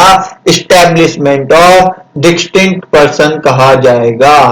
तो क्या कह रहे हैं? सिंपल सा, स्टैब्लिशमेंट ऑफ सेम एंटिटी, क्या कहा? क्या कह सकते हैं? स्टैब्लिशमेंट ऑफ सेम एंटिटी या establishment of same person shall be considered as establishment of distinct person whether they are registered, whether they are not registered, whether one is in India, one is outside India, कुछ भी मतलब वो उनको क्या कहेंगे? Establishment। अब देखो एक जगह और समझाया गया डिस्टिंक्ट पर्सन को तोड़ मरोड़ के, लेकिन चीज वही आएगी। ठीक है, कहां समझाया गया? एक एक्ट होता है जिसकी बात हम मान सकते हैं, कौन सा? IGST act.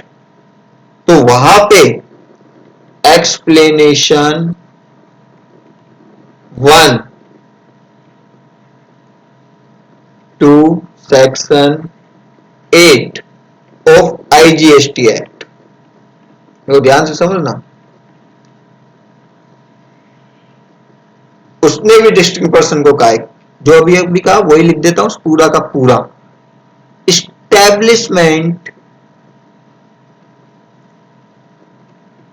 Of same entity, एक एंटिटी की जो भी स्टैब्लिशमेंट है, ठीक है, वो उनको क्या कहा जाएगा? Shall be considered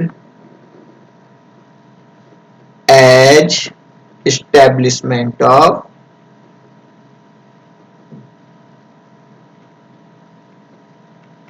distinct person.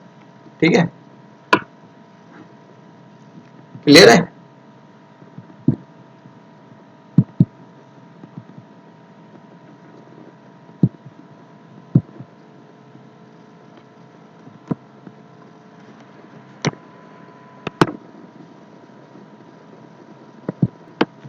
मतलब कि क्या क्या केस हो सकते हैं। ठीक है, इंडिया में है मेरी एक फर्म और दूसरी फर्म है मेरी आउटसाइड इंडिया,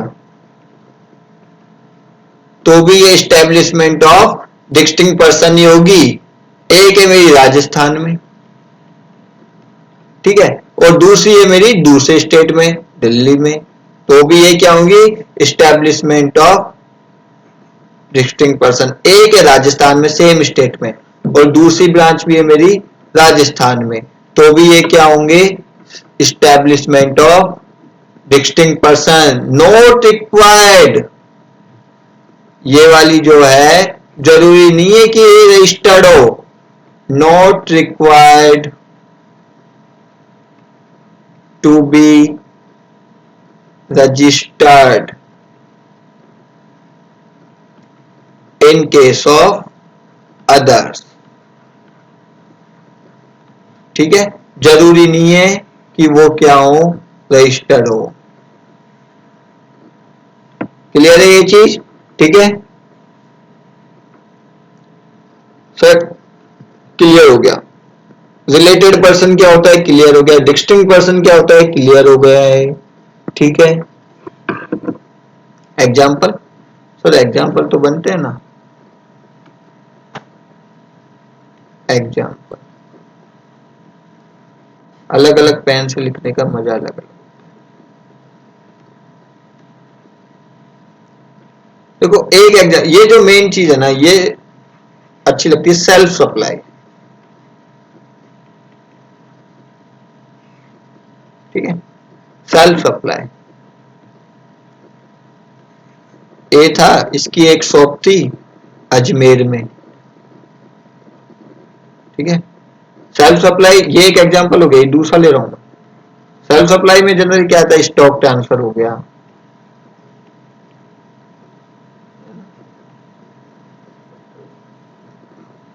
दूसरा, शॉप थी अजमेर में, एक शॉप थी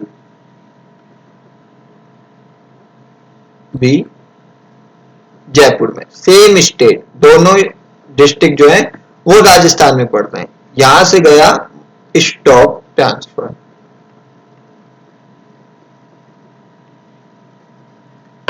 ठीक है,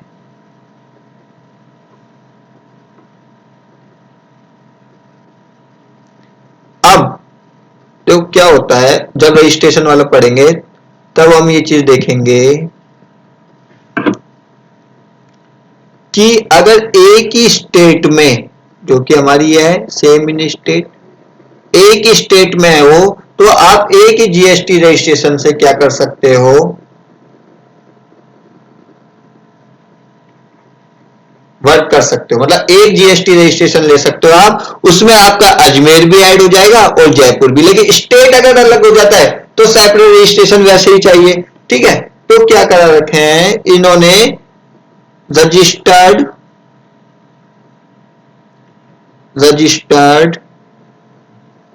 अंडर ए वन रजिस्ट्रेशन।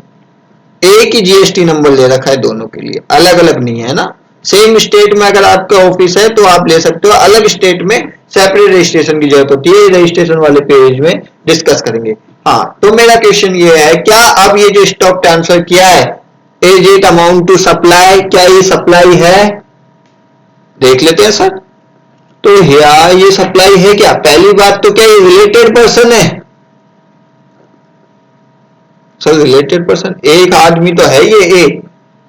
ठीक है, ये जो शॉप है, ये सपोज करो ये किसकी शॉप है, राम की। तो राम किसका रिलेटेड पर्सन? राम तो राम ही है।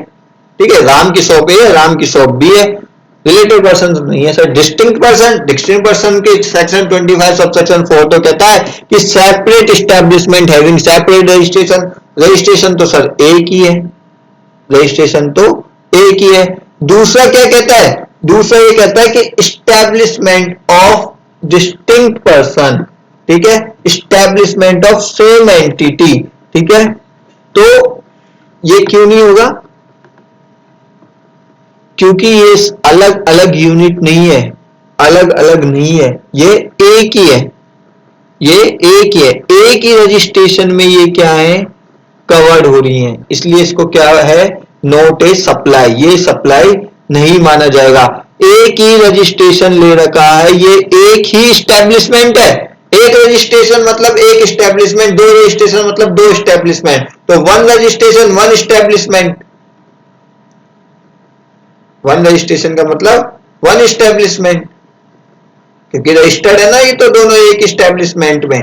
अगर हाँ ऐसा होता है कि ए रजिस्टर्ड है और बी शॉप जो है उसका रजिस्ट्रेशन नहीं है और फिर स्टॉक ट्रांसफर होता, तो ये एस्टेब्लिशमेंट ऑफ डिस्टिंक्ट पर्सन होते और इसको क्या मान लेते हैं हम, सप्लाई मान लेते हैं। तो वन एस्टेब्लिशमेंट ही है, दूसरी तो है ही नहीं, तो इसको क्या बोलेंगे, नॉट ए सप्लाई, ये सप्लाई नहीं है। ठीक है, हाँ इसमें से दोनों का अलग अलग रजिस्ट्रेशन होता है या किसी एक का रजिस्ट्रेशन नहीं होता, तो ये डिस्टिंक्ट पर्सन या एस्टेब्लिशमेंट ऑफ डिस्टिंक्ट पर्सन हो जाती और फिर क्या हो जाता, हमारा सप्लाई हो हो जाता। तो क्लियर है ये एग्जिस्टिंग पर्सन। तो पैरा 2 अपना क्लियर है, ठीक है। रिलेटेड पर्सन के बीच में कोई भी ट्रांजेक्शन हो रहा है, आपकी चाय की दुकान थी और आप आए, अपने परिवार के लोग आए आपके, उनको चाय पिला दी है, परिवार के लोग पता है ना, आपकी बीवी, आपके बच्चे और आपके पेरेंट, ग्रैंड पेरेंट, भाई और बहन, वो भी जब वो आप पे डिपेंडेंट हो, ठीक है। ये था हमारा पैरा 2। पैरा 3 पे चलते हैं।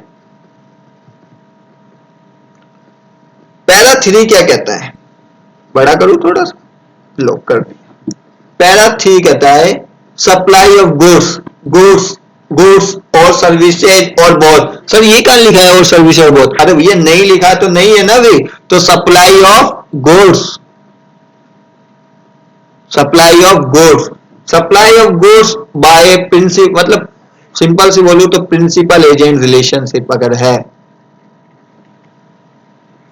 प्रिंसिपल और एजेंट रिलेशनशिप अगर है और माल की सप्लाई हो रही है, तो वो विदाउट कंसीडरेशन भी है, तो उसको क्या माना जाएगा, क्या माना जाएगा, उसको सप्लाई माना जाएगा। अब कहानी सारी यहीं पे आ जाती है कि sir what is the meaning of principal और what is the meaning of agent, और क्या पॉइंट हो, क्या चीज होनी चाहिए जो वो इस पैरा में कवर हो, ठीक है। तो supply of goods by principal to is agent, मतलब एक प्रिंसिपल के द्वारा अपने एजेंट को सप्लाई की जा रही है और एजेंट अंडरटेक्स टू सप्लाई, और एजेंट ये वादा करता है कि मैं आपके बिहाफ पे, मतलब प्रिंसिपल के बिहाफ पे ये सप्लाई करूंगा, और उल्टा या वाइस वर्सा, एक एजेंट अपने प्रिंसिपल तक सप्लाई पहुंचा रहा है और वो ये वादा कर रहा है कि मैं आपके बिहाफ पे माल प्राप्त करूंगा और आपको दूंगा। तो वो अगर विदाउट कंसीडरेशन है तो फिर वो क्या होगा, अपने इस पैरा में कवर होंगे और उसको क्या माना जाएगा, सप्लाई माना जाएगा। तो सब थोड़ा सा क्लियर करो ना, क्या प्रिंसिपल कौन होते हैं, एजेंट कौन होते हैं, तो कर देते हैं प्रिंसिपल। तो सबसे पहले चलते हैं हम प्रिंसिपल। एक एक चीज ध्यान रखना, ठीक है, एक एक पॉइंट इंपॉर्टेंट है, यहाँ पे सिर्फ गुड्स की बात हो रही है, ठीक है, supply of goods between principal and agent, not a service, service इसमें इंक्लूड नहीं है, ठीक है। मतलब अगर सर्विस एक दूसरे को दी जा रही है और वो विदाउट कंसीडरेशन है तो वो इस पैरा में नहीं आएगी। और सर कंसीडरेशन, अरे पागल है क्या, कंसीडरेशन है तो सेक्शन 7 सबसेक्शन 1 क्लोज ए में आ ही रही है ना, ठीक है। तो अब पढ़ लेते हैं एक बार कि क्या मीनिंग है प्रिंसिपल का और क्या मीनिंग है एजेंट का, और कुछ इसमें इंपॉर्टेंट पॉइंट होते हैं तो वो हम देख लेते हैं, ठीक है।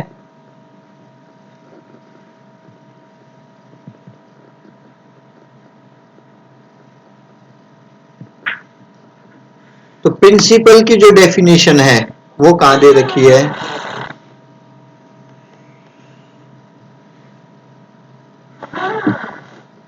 प्रिंसिपल की डेफिनेशन आपको मिलेगी डियर सेक्शन 2 सबसेक्शन 28 में। प्रिंसिपल,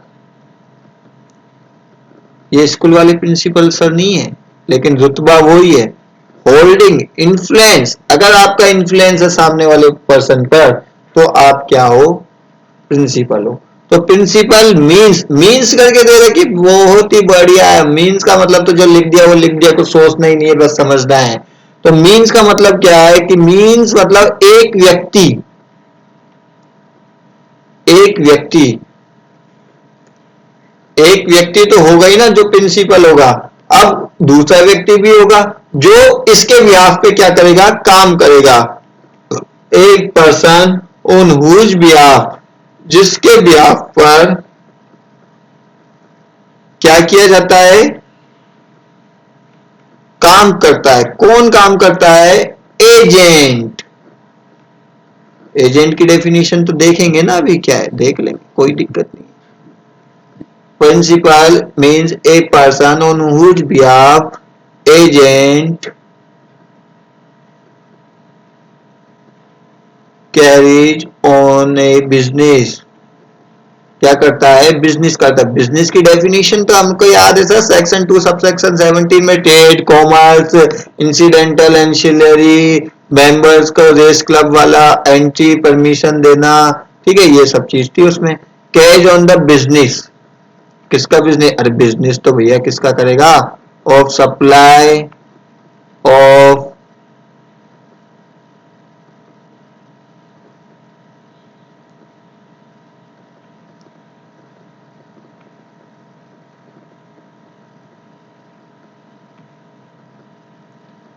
रिसिप्ट भी कर सकता है, सप्लाई और रिसिप्ट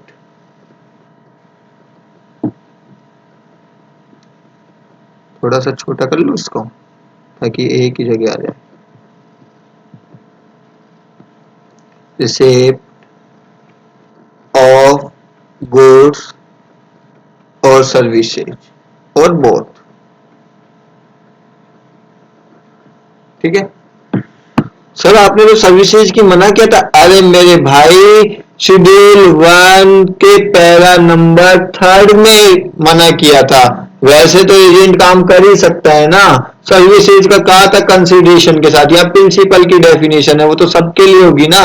तो प्रिंसिपल की डेफिनेशन क्या कहती है कि एक व्यक्ति जिसके बिहाफ पे एजेंट बिजनेस करता है किस चीज का, गुड्स और सर्विसेज की सप्लाई या रिसिप्ट का, वो व्यक्ति प्रिंसिपल होता है। और सर एजेंट, एजेंट की डेफिनेशन जो उल्टा कर दो, वो व्यक्ति जो किसी के बिहाफ पे काम करता है, वो व्यक्ति जो किसी के बिहाफ पर या प्रिंसिपल के बिहाफ पर काम करता है वो व्यक्ति एजेंट है, इसमें तो कोई दिक्कत ही नहीं है।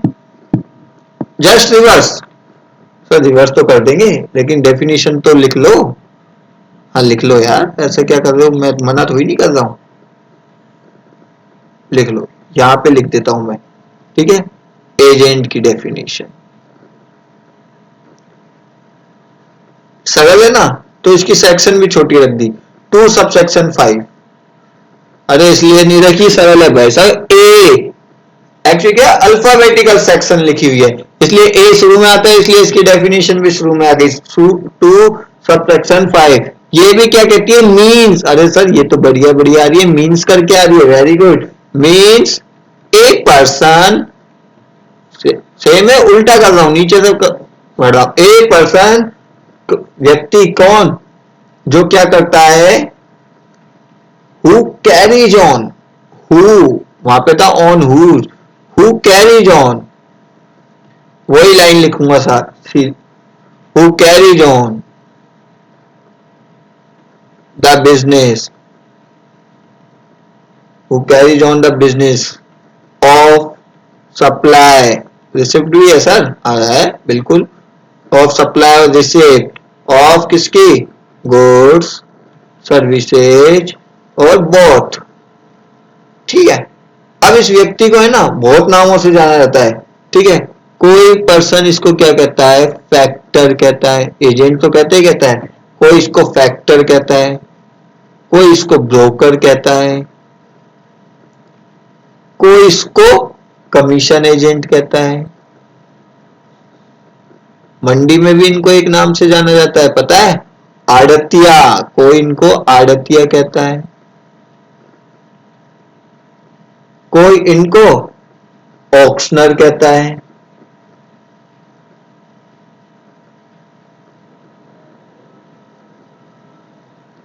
ठीक है, कोई इनको डेल क्रेडर एजेंट कहता है, तो इन नामों से इनको जाना जाता है, ठीक है। तो ये लोग क्या करते हैं, बिजनेस करते हैं ऑन बिहाफ ऑफ अनदर, किसी दूसरे व्यक्ति के आधार पे, on behalf of another person. तो सर प्रिंसिपल क्लियर हो गया, एजेंट क्लियर हो गया, ठीक है। सर एक नाम और सुना था हमने कभी, मर्केंटाइल एजेंट, क्या वो भी आएंगे इसमें, अरे बिल्कुल आएंगे, मर्केंटाइल एजेंट, ठीक है। तो ये सब आ गए हमारे एजेंट की डेफिनेशन में, ठीक है।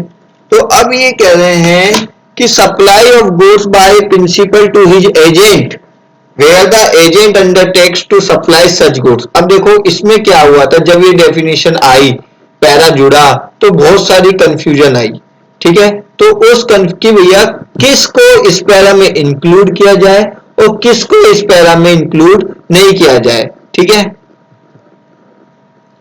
क्योंकि इसके बिहाफ पे प्रोविजन भी है काफी।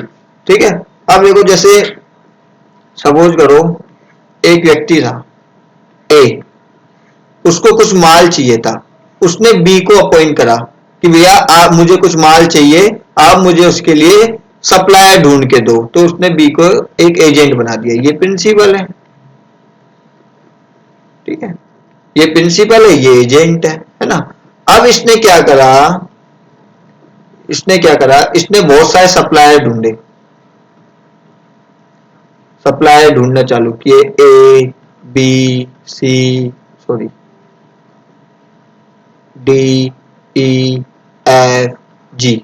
ठीक है, और उन सप्लायर को क्या कहा कि आप भैया और ये डायरेक्ट माल क्या करो, ए को भेज दो, गुड्स सप्लाइड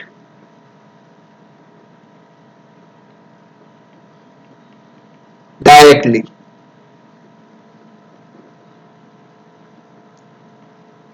एंड इनवॉइस्ड, और उसको ही डायरेक्ट ए को क्या कर दो, इनवॉइस कर दो। और बी का इसमें कोई इन्वॉल्वमेंट नहीं था, बी ने तो अपना ए से क्या ले लिया, कमीशन ले लिया।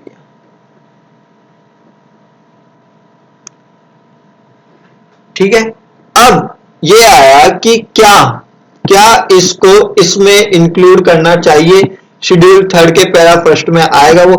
भैया ये प्रिंसिपल है, ये एजेंट है, ये तो क्लियर है। ठीक है, इसके लिए इसने कमीशन ले लिया, मतलब बी ने ए को सर्विस प्रोवाइड करी है, तो ये तो हो गया, लेकिन क्या गुड्स जो हुआ उसका क्या हुआ। ठीक है, सपोज करो सप्लायर ने बी को गुड्स दिया, ठीक है, और बी ने वो गुड्स क्या करा, आगे ए को ट्रांसफर कर दिया, और सप्लायर ने ए को डायरेक्ट क्या करा, इनवॉइस कर दिया। तो क्या वो ये जो ट्रांजेक्शन है, बी ने ए को गुड्स ट्रांसफर किया है, क्या this will be amount to supply as per schedule third और शेड्यूल फर्स्ट पैरा थर्ड। तो ये कंफ्यूजन क्रिएट होने लगी। तो फिर इसका क्या हुआ, एक सर्कुलर जारी किया डिपार्टमेंट वालों ने, सरकार ने, और इसको क्लियर कहा। वो सर्कुलर नंबर क्या था, इंपॉर्टेंट है ये सर्कुलर, याद रखिएगा। सर्कुलर नंबर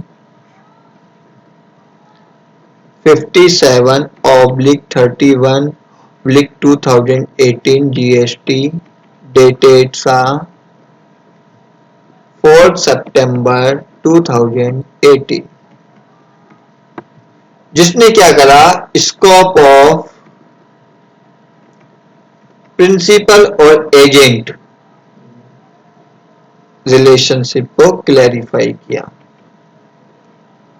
और क्या बेस रखा, इनवॉइस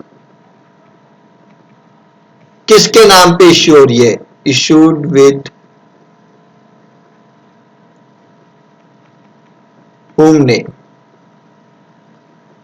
कि इश्यू इनवॉइस जो है वो किसके नाम पे इश्यू हो रही है। अगर सप्लायर ने डायरेक्ट ए को इनवॉइस कर दी तो क्या इसमें तो बी का कोई लेना देना ही नहीं हुआ ना, बी की कोई लायबिलिटी नहीं है। ठीक है, बी के पास क्या ऑथोरिटी थी कि वो उस माल को ए को ट्रांसफर करे। तो क्या ऑथोरिटी के लिए क्या चाहिए, अरे तुम बी के नाम पर इनवॉइस करो, और फिर बी ए को आगे क्या करेगा, इनवॉइस करेगा। और इस केस में रजिस्ट्रेशन वाला पेज पढ़ेंगे, पार्ट पढ़ेंगे, तो कहा कि ऐसे एजेंट को रजिस्ट्रेशन करवाना भी जरूरी है, हमारे लिए तो ये एजेंट है। ठीक है, अगर ये इनवॉइस जो है अगर किसके नाम पे आ रही है, प्रिंसिपल के नाम पे आ रही है। ठीक है, अगर सप्लाई का केस है और प्रिंसिपल के नाम पे आ रही है, या रिसिप्ट ऑफ गुड्स के केस में, और सप्लाई के केस में अगर इनवॉइस डायरेक्ट बायर के नाम बन रही है तो नॉट कवर्ड अंडर शेड्यूल 1। क्यों, क्योंकि इसमें भैया कोई लायबिलिटी नहीं है ना, एजेंट की क्या लायबिलिटी, वो तो कमीशन ले रहा है और काम खत्म। अगर कमीशन उसका एक थ्रेशोल्ड लिमिट से ऊपर जाता है तो वो रजिस्ट्रेशन कराएगा, जीएसटी देगा, अदरवाइज नहीं आएगा इस पैरा में। ये सर्कुलर में क्लैरिफाई किया गया कि भैया इनवॉइस देखी जाएगी किसके पास है, क्या टाइटल आ रहा है या नहीं आ रहा है, ठीक है।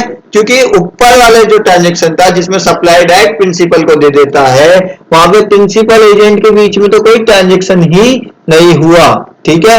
इनवॉइस डायरेक्टली प्रिंसिपल के नाम बनाई गई।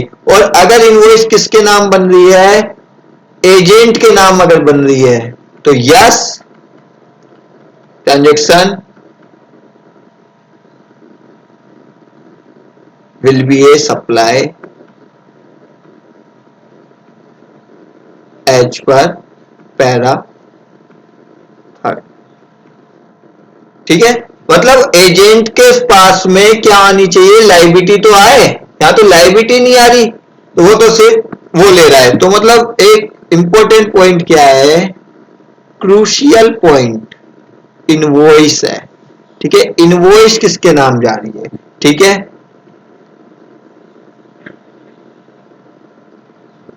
तो चेक करो कि whether or not the agent has the authenticity, उसके पास ऑथेंटिसिटी है क्या, to pass or receive the title of goods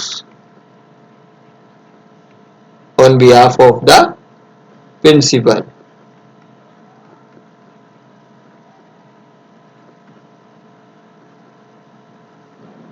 ठीक है, मतलब आप देखो, जैसे आप सपोज करो सी एंड एफ एजेंट है, सी एंड एफ एजेंट हुए या जिनके पास डीलरशिप होती है, वो इसका बिल्कुल एक क्या है, प्रिंसिपल एजेंट का एक पूरा बहुत बढ़िया एग्जांपल है, ठीक है। ये लोग क्या करते हैं, issue invoice is on his name, issue invoice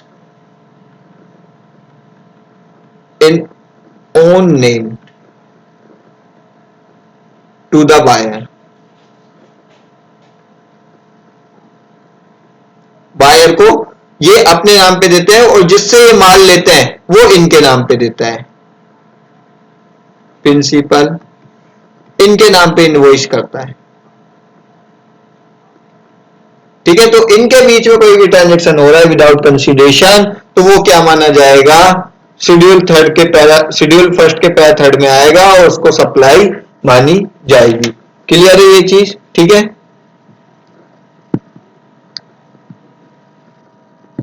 एक तरह का प्राणी और होता है एजेंटों में, डेल क्रेडर एजेंट।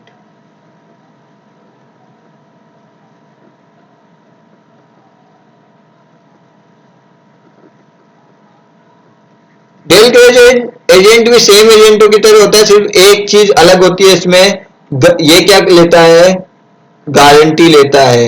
गारंटी किसकी, टू पेमेंट टू प्रिंसिपल,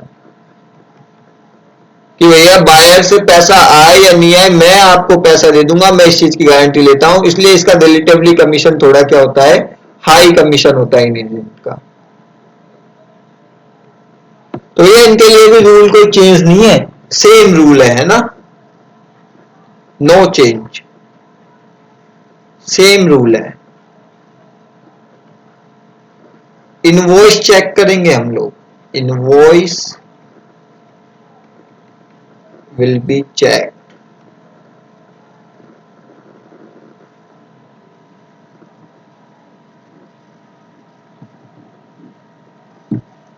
क्या कह रहे हैं कि अगर ये invoice, invoice if it's on name,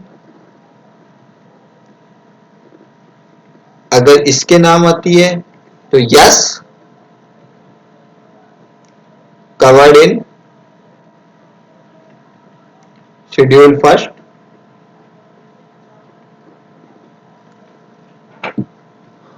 और ऑन प्रिंसिपल नेम है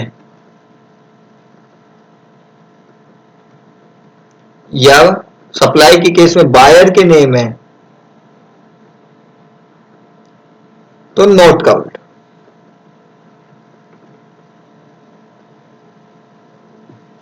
है ना, क्लियर है। अब डेल क्रेडिटर एजेंट जो होते हैं ना, बायर को कई बार उधार एक्सटेंडिंग लोन सर्विसेज भी देते हैं कि आप भैया पेमेंट थोड़ा सा लेट कर देना, इसके लिए उनसे वो क्या करते हैं, इंटरेस्ट चार्ज करते हैं। तो क्या ये क्वेश्चन आया, क्या ये इंटरेस्ट कंसिडरेशन में इंक्लूड होना चाहिए? वैसे तो ये सेक्शन 15 का पार्ट है, फिर भी देख लेते हैं क्या कि extending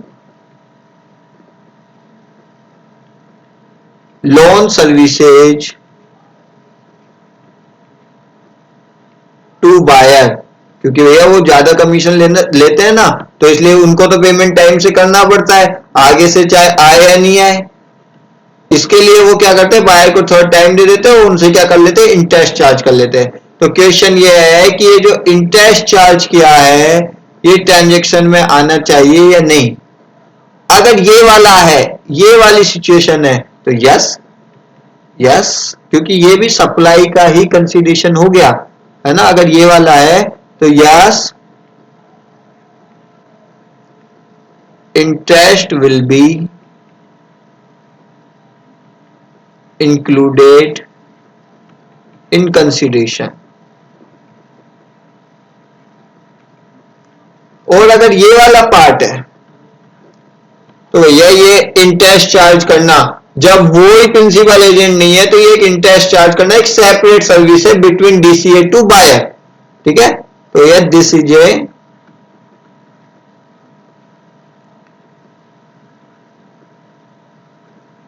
separate service by DCA to buyer, ठीक है। सेपरेट सर्विसेज है और सेपरेट, वैसे आपको मैं बता दूं ये जो इंटरेस्ट वाली सर्विसेज होती है इस केस में, यहां तो इंटरेस्ट अलग है ही नहीं, यहां तो इंटरेस्ट फ्री में कवर हो गया। यहां पे बता रहा हूं कि ये जो इंटरेस्ट वाली सर्विसेज होती है इनको एग्जेम्प्टेड किया गया है, ठीक है। इंटरेस्ट चार्जेज ऑन लोन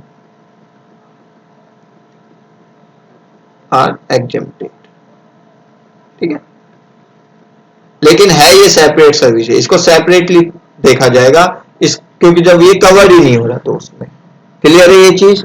तो ये था हमारा पैरा थर्ड, जो क्या कह रहा था, प्रिंसिपल और एजेंट के बीच में अगर सप्लाई हो रही है या रिसिप्ट हो रही है ऑफ गुड्स, ओनली गुड्स की, तो उसको शेड्यूल थर्ड में, शेड्यूल फर्स्ट के पैरा थर्ड में सप्लाई माना जाएगा। अगर अगर अगर प्रिंसिपल एजेंट का रिलेशनशिप एग्जिस्ट है तो, और प्रिंसिपल एजेंट का रिलेशनशिप ऐसा वाला होना चाहिए, ऐसे नहीं सिर्फ कमीशन वाली चीजें, या रियल एस्टेट एजेंट भी होता है, तो क्या वो भी प्रिंसिपल एजेंट हो गया? नहीं, वो इस पैरा के अकॉर्डिंग हमारा नहीं हुआ है, ठीक है। इस पैरा के लिए इनवॉइस देखी जाएगी, इनवॉइस कहां इश्यू हो रही है, किसके नाम पे इश्यू हो रही है, क्या उस एजेंट के पास ऑथेंटिसिटी है टू पास द टाइटल, ठीक है। ये नेक्स्ट हमारा फोर्थ पॉइंट जो है रह रहा है, ठीक है, import of service. Import of service तो sir section 7 sub section 1 close B में पढ़ा था, वेरी गुड। वो क्या था, import of service with consideration, वहां पे कंसीडरेशन था मेरे भाई, कंसीडरेशन। और यहां क्या है, विदाउट कंसीडरेशन। क्या सर, वाओ, विद कंसीडरेशन है इंपोर्ट ऑफ सर्विस तो भी सप्लाई माना जाएगा और जीएसटी लगेगा, और विदाउट कंसीडरेशन है तो भी, हाँ जी तो भी, ठीक है। देखो यहां क्या कह रहे हैं कि import of service by taxable person from a related person और from any of his other establishment outside India in the course और फर्दर, मतलब बिजनेस के लिए। 7 सबसेक्शन 1 क्लोज भी कह रहा था चाहे पर्सनल हो चाहे बिजनेस हो, वो बात अलग है, पर्सनल पर्पस को एग्जेम्प्टेड किया गया था। लेकिन यहां पे सिर्फ कहा है कि अगर इन the course of furtherance of business है और रिलेटेड पर्सन या उसी की आउटसाइड एस्टेब्लिशमेंट से कुछ आ रहा है तो उसको क्या माना जाएगा, सप्लाई माना जाएगा, उस पर जीएसटी लगाया जाएगा। तो import of service by taxable person. Sir import of service क्या होता है ये बता दो। अरे इंपोर्ट ऑफ सर्विस क्या होता है, अभी बता देते हैं। सर्विस क्या होता है ये तो पता है ना, जो गुड्स नहीं होता वो सर्विसेज होता है, लेकिन उसमें कुछ मनी एंड सिक्योरिटीज को एक्सक्लूड किया गया था, लेकिन मनी एंड सिक्योरिटीज के ट्रांजेक्शन के लिए कुछ चार्जेस लिए जा रहे हैं तो उसको इंक्लूड किया गया था। ठीक है, तो चलो इंपोर्ट ऑफ सर्विस देख लेते हैं सर एक बार, है ना। अब ऐसा इंटरनेशनल का मामला है तो डेफिनेशन भी थोड़ी सी अच्छी है। Section 2 subsection 11 of IGST act 2017। International मामला है ना, सेंट्रल के बस में नहीं है, इंटरनेशनल, इंटर स्टेट, क्योंकि इंपोर्ट ऑफ सर्विस जो ट्रांजेक्शन है वो इंट्रा स्टेट नहीं है, इंटर स्टेट है, और इंटर स्टेट जाता है वहां आईजीएसटी लगता है। तो कौन सा एक्ट जाएगा, आईजीएसटी एक्ट 2017 जाएगा। ठीक है,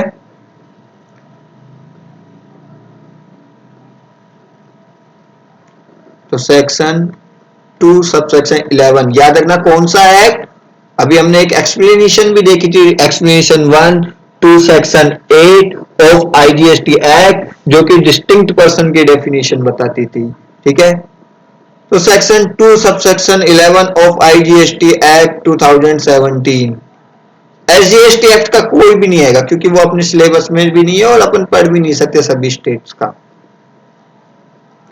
क्या कहता है, इंपोर्ट ऑफ सर्विसेज मीन्स, अरे सर मीन्स कर क्या गया, मीन्स करके आ जाता है तो बहुत बढ़िया लगता है, जो लिखा है वो ही है। Means the supply of any service, any service, supply of any service, supply of any service where, where, where, तीन कंडीशन है, तीनों एक साथ पूरी होनी चाहिए। तीन कंडीशन है, तीनों एक साथ पूरी होनी चाहिए। तो तीन कंडीशन अभी एक जगह और आई थी ना, बिल्कुल आई थी, शेड्यूल 7, वो शेड्यूल 1 का पैरा 1, जो क्या कहता था, परमानेंट ट्रांसफर और disposal of A business asset on which ITC is availed. ठीक है, तो import of services mean the supply कर रहे हैं किसी भी सर्विसेज के जहां पर सप्लायर, मतलब जो सप्लाई दे रहा है, supplier is located outside India, मेरे भारत देश के बाहर हो। प्राप्त करने वाला कहां हो, यहां पे recipient is located in India. तीसरी कंडीशन क्या है कि प्लेस ऑफ सप्लाई, एंड करके तीनों condition, and the place of supply मतलब जहां सर्विस दी जा रही है वो कहां होना चाहिए, of services is in India. Service भी इंडिया में मिले, लेने वाला भी इंडिया में हो और देने वाला कहां पर हो, भारत के बाहर हो, तो क्या होगी वो सर्विस, इंपोर्ट ऑफ सर्विस मानी जाएगी। क्लियर है ये चीज। ठीक है, तो अगर इंपोर्ट ऑफ सर्विस हो रही है किसके द्वारा, किसके द्वारा, बाय रिलेटेड पर्सन और एस्टेब्लिशमेंट आउटसाइड इंडिया और विदाउट कंसिडरेशन है, तो वो क्या होगी, सप्लाई मानी जाएगी विदाउट कंसिडरेशन। सर एक एग्जांपल लो ना, एग्जांपल एबीसी इनकॉर्पोरेशन यूएसए की एक कंपनी है, उसकी एक इंडिया की कंपनी है एबीसी लिमिटेड। ठीक है, ये रिलेटेड पर्सन है या इस्टेब्लिशमेंट सिचुएटेड आउटसाइड इंडिया है। ठीक है, ये इनको क्या कर रही है, back office support, back office services provided,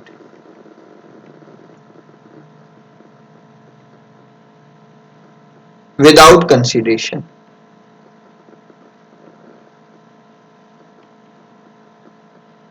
तो सबसे पहली बात तो ये क्या है, इंपोर्ट ऑफ सर्विस है। क्यों, क्योंकि सप्लायर कहाँ है, आउटसाइड इंडिया है, रेसिपेंट कहाँ है, इन इंडिया है, और प्लेस ऑफ सर्विस भी कहाँ है, इंडिया, क्योंकि इंडिया में प्रोवाइड कराई जा रही है। अब सर इंपोर्ट ऑफ सर्विस है लेकिन विदाउट कंसिडरेशन है, इसलिए ये कहाँ पे आएगी, शेड्यूल 1 में आएगी। शेड्यूल 1,